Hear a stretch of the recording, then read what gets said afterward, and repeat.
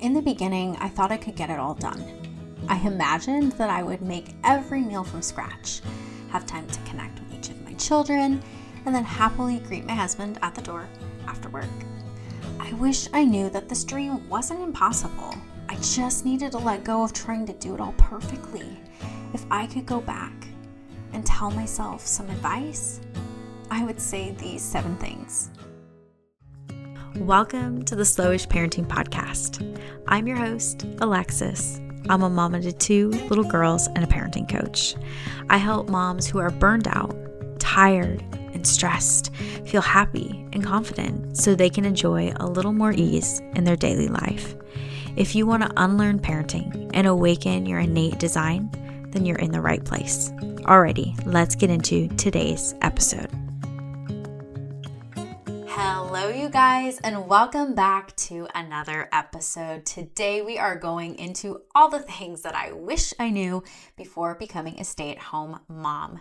I was really thinking about the time when I was pregnant with my first, and just all the hope and the possibilities and the, I think, dreams that I had built up about being a stay-at-home mom. And I'm going to guess that some of you are watching this because you're pregnant or you are a very new stay-at-home mom. Maybe you're just coming home from work and things aren't going quite as how you expected. Or maybe you've been a stay-at-home mom for a while and things aren't going the way you thought they would. And so I hope that this insight kind of shifts and helps you to create a new reality for what being a stay-at-home mom really is like. Because for me, I found that when I was able to see how things realistically went for moms, I gave myself a lot more grace and understanding for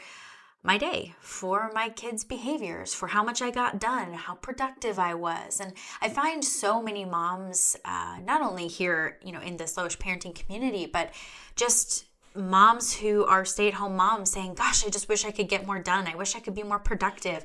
How can I do those things? And honestly, what I'm going to share today is not a whole lot about being productive, because I actually think that's part of what caused me so much distress, I guess, so much uncomfortability and frustration, was because I felt like I wasn't doing enough. And I am a very perfectionistic person. That was very much my story before becoming a mom, is I wanted everything to be perfect. I wanted my life to look perfect. I wanted to do things perfectly. I was striving for perfection. And so if this is you, and you're totally relating with this, I just want to encourage you that there is hope, and that I believe that each season and each even child and circumstance helps us to unravel these parts of us that are really wound up in control, perfectionism, all of these things that really hold us back from being the mom that we can be and that our children need to be. And it holds us back from having a home that is peaceful and slow and calm and really a safe, nurturing place for our children to grow up in. So with all of that to say, let's get into the, I believe, 7 things. You guys know I'm terrible with numbering. So anyway, hopefully I hit all 7 here. So the very first thing that I wish I knew as a first-time stay-at-home mom was routines were never the goal. I was so stuck in having an exact routine that happened the exact same way every single day that it caused me to feel frustrated and irritated with my child for being a child, for being a baby, for crying, for needing me. And I find that now that I really don't have any kind of routine, it's rather more of a rhythm, which you can check out my morning rhythm routine, which I'll make sure to link below. But this has exponentially helped me to be able to be the mom that my kids need me to be in the moments when they're really struggling, which gives us so much more ease throughout our day, and I'm able to get more done.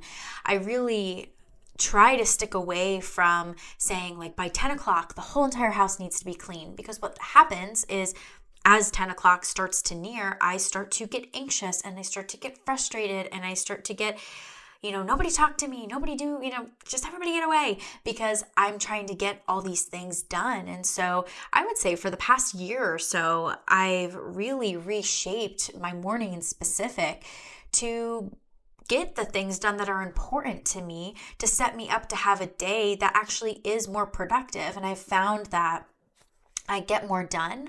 I'm able to connect better with my kids.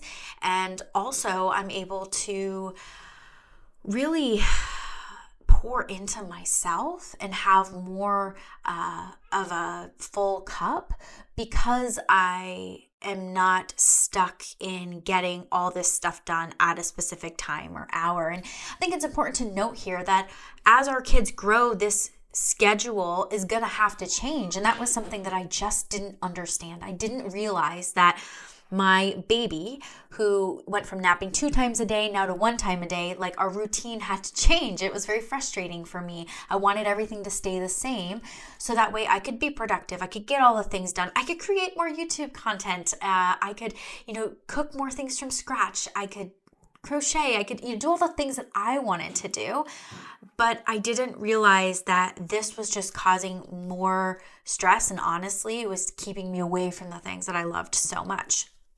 Now, with this, you're going to imagine that if you have 1 child, this rhythm is going to look different than if you have 2 children. And it's going to look different if your children are, older than toddlers. And it's going to look different if you have 4 kids. It's just going to look different based on your season. Is your kids in school? Are you homeschooling? Like, what is the important things here, which we'll get to in a little while, kind of figuring out how to prioritize these things. But I really wish that I understood that routines were just sucking the living energy out of me. Every extra bit of energy that I had was being sucked out by me being so focused on a routine. Now, something I learned, and gosh, I can't think of her name right now. If I think of it, I'll put it in the notes or I'll put it up here somewhere. But there was a YouTuber I was listening to. She was talking about taking her kids off of screens, eliminating screen time. And something she talked about was expanding and contracting. And this model of you starting out by playing with your kids, filling their cup, and then branching out and doing your own thing, cleaning, getting dinner ready, doing a little laundry, whatever that may be, and then coming back together and contracting, coming back together and maybe reading a book together. And it doesn't have to be like we're sitting there playing, one of my things I can't stand playing is like the little Lego people, and they're talking to each other, and I'm like, I don't want to play this anymore. It's just in the moment, it's something I don't want to do. It doesn't have to look like that. It can look like reading a book together. It can look like playing Play-Doh. I love playing Play-Doh. Probably sounds weird, but I love creating things with my kids. It's something that is really a de-stressor for me. So as much as it's for my kids, it's also for me, so can I sit there with them for even just 5 to 10 minutes? It's not a long time.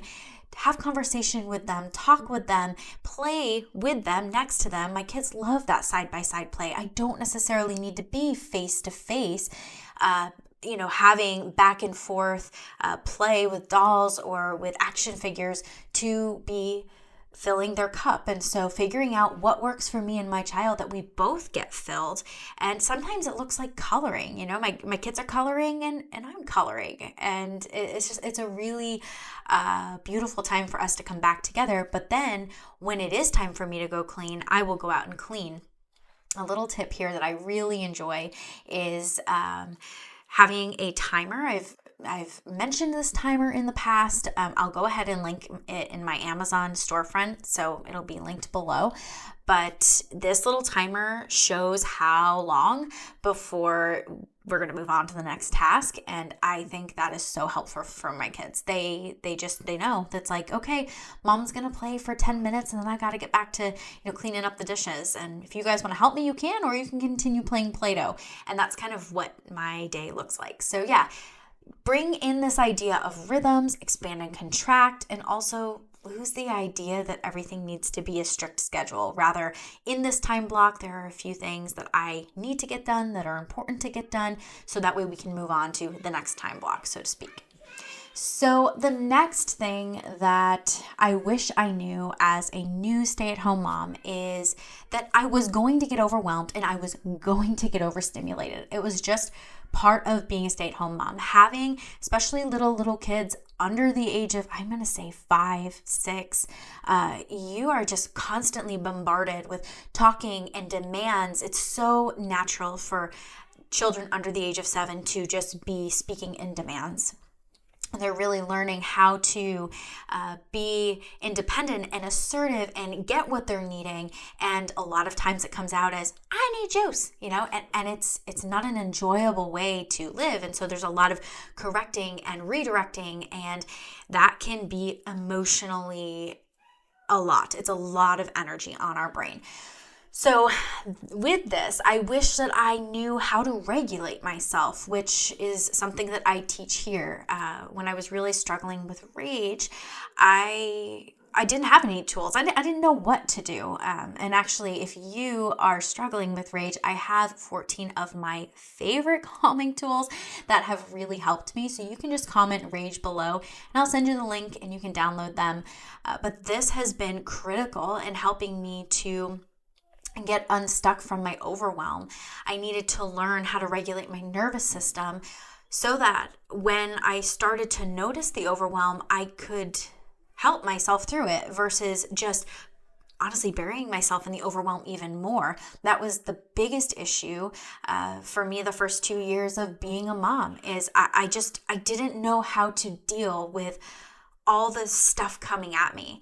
And now that I've learned how to regulate my nervous system, I've learned different tools and I've learned really my signs and signals for I'm getting overwhelmed. I'm able to do the things I need to do that work for me to help bring me down. Which I'm going to share this in the next point, but I have a video on tiny ways to lower stress. These are like very actionable, tangible things that you can do like right now. I highly recommend watching this video because it's going to give you just some ideas of things that you can be doing in your daily life that aren't like deep breathing, right? And I think that so often we get caught up in doing things the way other people are doing them, and we forget that there are just tiny things throughout our day that we can be doing to help regulate ourselves, to help keep us from getting overstimulated. And for instance, one thing that I share in that video is lighting. Lighting is critical for me. If I have bright lights on 24/7, no outdoor light, I'm losing my mind, and so making just this tiny shift in lighting can keep me from getting really overwhelmed and overstimulated. So the next thing is I wish I knew that self-care was important, but that self-care didn't mean I had to do this away from my kids or that I had to do this when my husband watching my kids. Now, granted, is it way more powerful and fulfilling when I'm doing self-care on my own? Absolutely. But we need to be doing self-care throughout the day so that we can have the energy and the capacity to be there for the kids and to be productive and to do all the things. It's not like I can just go all day giving and pouring into my entire family and never thinking about myself, never pouring back in. And so, like I mentioned earlier, there's the video, Tiny Ways to Lower Stress. And in that video, I share a few things that to me are just very self-carry. Self-carry is not a word, but you guys know what I mean. It just very much gives me the mindset of little things I can do for self-care. And there's actually one thing on this list that I share that is, for me, self-care. But I don't want us to get so wrapped up in having alone time and that's self-care. In my world, self-care is not going to get my hair done or my nails done. I used to be a hairdresser, and so I do all that myself. But that's not it for me. For me, it's sitting on the ground while my kids are playing, because especially under the age of 7, they still need proximity. They need to be close to us. So let me just sit on the floor while they're playing with their magnet tiles. Maybe I've contracted, right? I've played with them. and I've, got them to a point where they're playing pretty well on their own. And I have my Bible and my journal ready. And now I'm going to sit here on the floor, and I'm not going to say, oh, I'm going to read an entire chapter in the Bible. Rather, it's going to be like, I'm going to read like 3 to 5 verses and just go from there. And so I think that it's important to remember that we don't need exponential amount of time to be by ourselves. It's just these little tiny moments throughout our day that we can be nurturing ourselves. Another thing for me is like when I start feeling overwhelmed, or I'm starting to feel stressed, or like there's a lot of noise, I just sit on the ground. It's so simple. I've done a couple of videos where I share like my actual process that I go through, and I'll link those below. But yeah, I'll just like sit down and just like give myself a minute to breathe, give myself a minute to like calm my body and my nervous system. So yeah, self-care doesn't have to look like always getting the nails done, going getting a massage, having alone time, whatever. It can look like these little moments throughout the day, just looking at your coffee, acknowledging that you have a coffee and that you get a minute with your coffee. It's very, very simple little things that will help to fill your cup and keep you going. Number 4, I wish that I knew that the TV wasn't how I was going to get more done. So I was under the belief for a really long time that I needed to get stuff done when my kids were occupied. I had so much guilt and a lot of frustration as well for the fact that I felt like my kids needed me to play all the time, and yet I was a stay-at-home mom, so I needed to also get things done and make the meals and keep up the house. And it felt like a lot. And so I would put my kids on a movie in the morning, and then I would do it again in the afternoon. So 2 times a day to get more done, because I really thought that was what was needed to be able to be more productive. And I, for the longest time, wanted to cut out screens. I wanted to be done with them. But I just was so stuck in the fact that it felt like this was the only time of day that I could get stuff done. I'm going to share the next tip in a minute. This will all kind of make sense. But I found that when we cut out screens, I had more time to get stuff done because my kids were coming into what I was doing. They were cleaning with me. Now, granted, some of these things took a little bit longer to get done, right?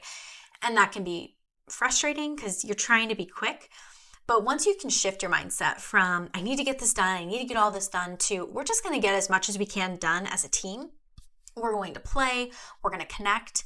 What starts to happen is my kids started to play together more. And then they were playing together for an hour and a half. And I've just cleaned the whole house. It was amazing to see their creativity and their imagination, and watching them start to play together and give me more time to get more done. Now, I'm going to be sharing in the next few weeks my journey and how we eliminated screens. So if you want to see that, make sure you hit the subscribe button so you don't miss it, because I'm going to share a lot of actionable things. I'm going to share our complete journey, how long it took, what we did, because it was kind of abrupt, but it also was a very gentle process, and my kids did really well with it. I was really impressed with how quickly they detoxed from screens.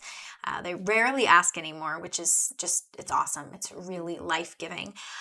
But if you are like, okay, great, I get it. I shouldn't have my kids on screens. I shouldn't do the whole TV thing.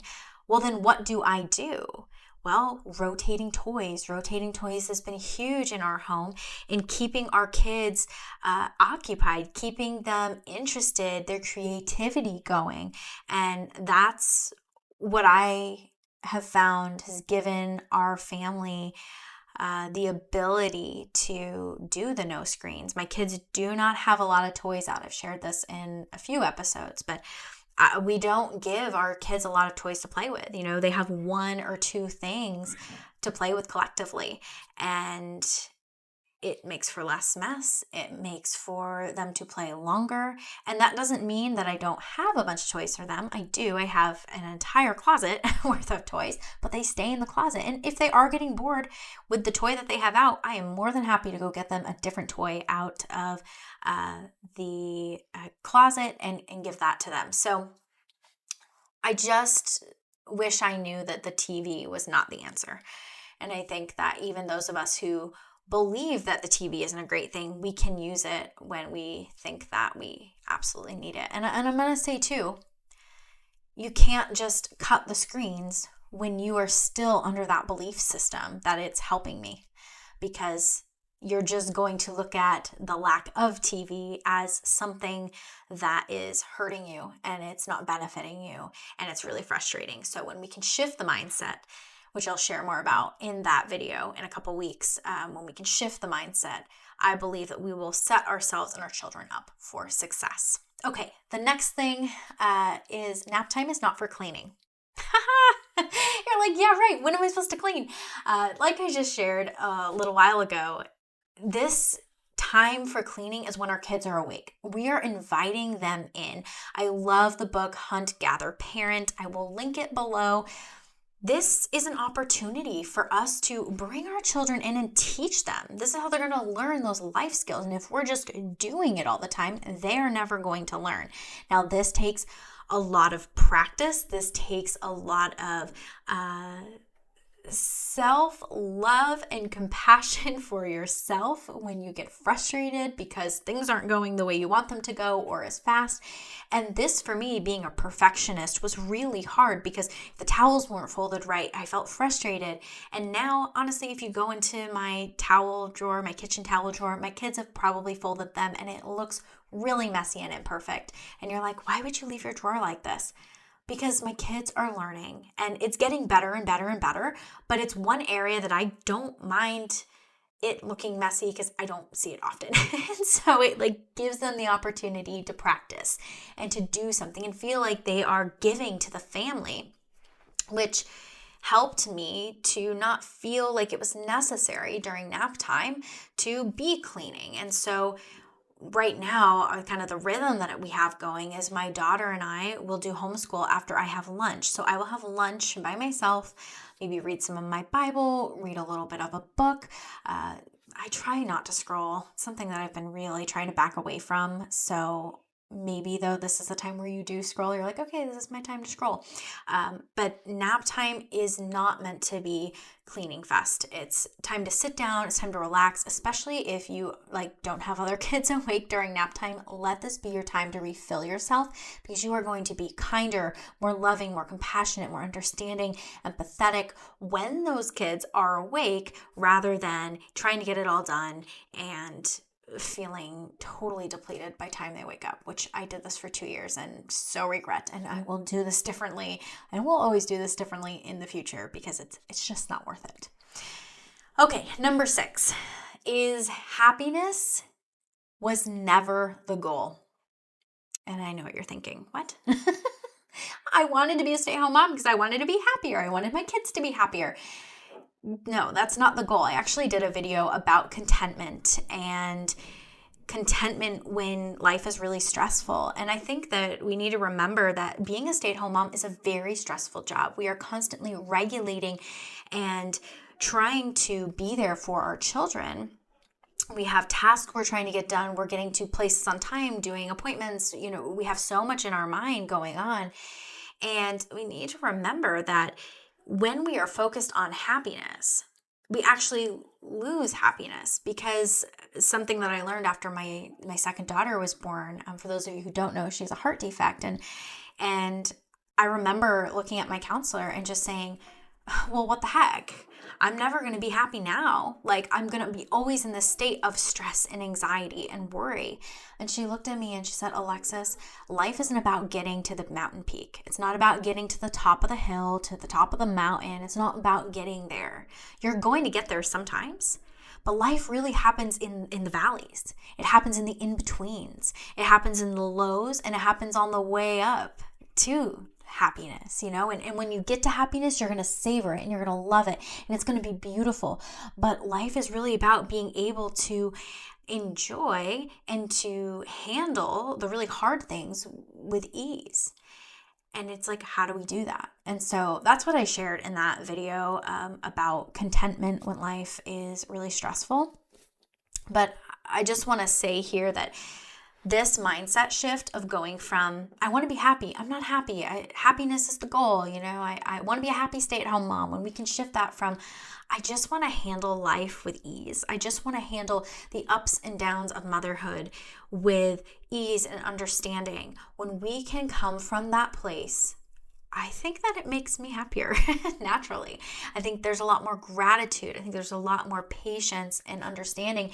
And that is the feeling that most of us associate with happiness. And, there's a lot here, and I share a lot more in that video, but another thing that comes to mind is that I think we get caught up in these feelings of being good and bad. You've got happiness is good and anger is bad, but imagine if we just eliminate all that and we say, these are feelings that lead us to an emotion. It leads us to be more curious and to be more aware of what's going on.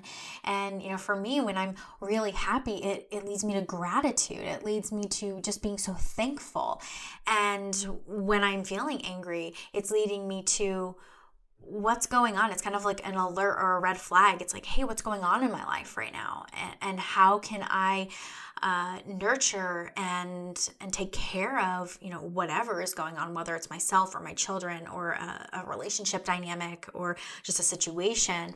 How can I be there for that? How can I weather through that storm? And really deciphering what that looks like for me and my family. So I hope that makes sense. But if you want more information, like I said, I'll link that other video below so you can go check it out. Okay, the very last thing, and I think that this is one of the most helpful things that I've begun doing in my motherhood journey in this past year, is journaling and brain dumping. So that way I can prioritize what's actually important to me. So I'm currently in the middle of reading the book Essentialism, and I can't remember who it's by. I always forget his name. But anyway, I'll link it below. But he talks about how when we can get to what is essential and we can live in that, basically the things that are really important, we start to find more peace and more joy, and there's more purpose, right? And when we are a mom, we constantly keep things up here because, if you're on the podcast, I'm pointing to my brain, because we're keeping everything in our mind. We aren't paying attention to what would actually be beneficial in this moment. What is the most important thing in this moment for the entire family? Not even just for myself, like for the entire family unit. So with journaling, this can look really different for every person. It can even look different day to day. For me, it looks incredibly different day to day. There are days where it looks like a list, like, this 98 things that I have to get done, and then I look at that, I'm like, okay, realistically, I can't get all this done, but I would like to get, these top 3 things done. I'm huge on just like picking 3 things and then maybe reevaluating and coming back to your list after you've completed those. But other days, it looks like just journaling my feelings and my thoughts and really coming to understanding of what's going on for me. And then the last part can sometimes look like just prayer, like I'm prayer journaling.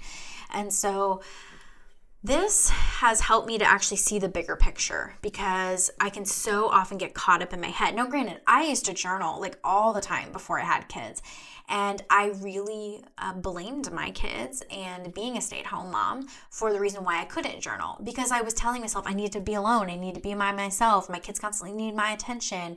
But when I was able to let go of that belief and identify it first, I guess, and then become aware of the belief, then I just started sitting on the ground. I'd bring my journal over and I'd say, when I get a minute, not like as soon as I sit down, but when I get a minute, when these kids are calm, I'm going to start journaling.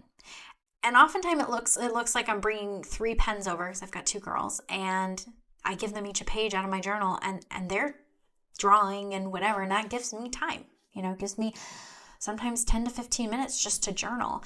And so this can happen. This doesn't have to be something that you're on your own. And I will tell you, it's very scatterbrained, and that's the way it should be, because it's just taking all of your thoughts, putting them on paper. And for me, when I look at them, like, okay, yeah, there's not really as much to do as I'm feeling like in my brain. It's just that I keep going over the same thing so I don't forget it. And it's been incredibly helpful for me to journal, brain dump, whatever you want to call it, and then prioritize. And I usually am picking 3 items, which I shared earlier, that I need or want to get done, what would most benefit. And sometimes, and this is going to look different day to day and even season to season, but like sometimes like a priority is going to be like, I'm feeling overwhelmed right now. I need to go on a walk. That has got to be my priority right now. The dishes can wait. But maybe another day, I need to be cooking and I'm like, you know what? Those morning dishes need to get done right now. They got to get done now. That walk, that can wait till later, but the dishes have to get done now. So as you can see, it kind of depends on the day and the time and what's going on, your schedule, the plans you have for that day. Do you have an event? All of that plays into what you prioritize and what you make important, and the 3 things that you choose. So anyway, this wraps up the 7 things that I wish I knew before becoming a stay-at-home mom, I guess. And I hope that this gave you some thoughts and some ideas, and I hope that they will bring you closer to becoming the mom that you want to be, because you can. And it's not an impossible thing. It's not like, you can't be the patient and loving and just this like ooey gooey honey mom, just come to me, love me, I'll love you forever. It's not that that's impossible. It is possible. We just have to shift our mindset. We have to shift our beliefs. We have to reorient and really get clear on what is important for us, and also let go of some perfectionism, let go of the need to have everything done a certain way. And yeah. So anyway, thank you guys so much for watching. If you enjoyed this episode, make sure that you like this video. And if you want to receive more content like this, like you don't want to miss an episode, make sure you hit that subscribe button and share it with a friend. If you know somebody who is needing encouragement in their motherhood, I hope that my channel is a place where you can come and just feel loved and held and understood. And yeah, I hope it's a warm and happy place for you. So anyway, thank you guys so much for watching, and happy parenting.